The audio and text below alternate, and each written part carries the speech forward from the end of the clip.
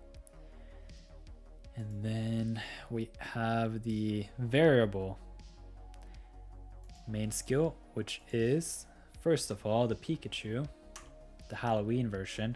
It's a berry specialist, quite strong as a berry specialist too. Like if we compare it to the Raichu here, we can see that the Raichu is a lot faster. It has more or less the same ingredient rate. And yeah, the main skills are somewhat similar too. So the main use case for the Pikachu here is on a Raikou team, naturally, because if you can find that berry finding on it, then it's going to be pretty strong. Okay, then we have the Golduck, which I showcased already. Golduck is super interesting because it's got an insane skill rate of almost 13%. And it's not too slow either. Like, obviously, this is not a fast Pokemon by any means. But if you get that helping speed M and the skill trigger M, and potentially also the good nature and maybe another skill trigger S or a helping speed S in there, then I think the Golduck can make some work or do some work on the team, especially if there is some interesting water comboing coming down the line with that Suicune. So we had a look at the Golduck, and then we have Primeape, another berry Pokemon. For the most part, there aren't really a lot of skill specialists with the Charge Strength S. I think it's just the Golduck, if I'm not mistaken. And Golduck makes up for it with that super high skill rate.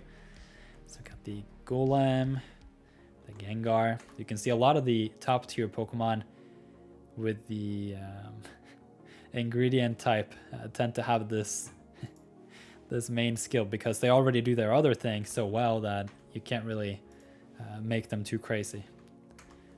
Have the Meganium and the Ditto.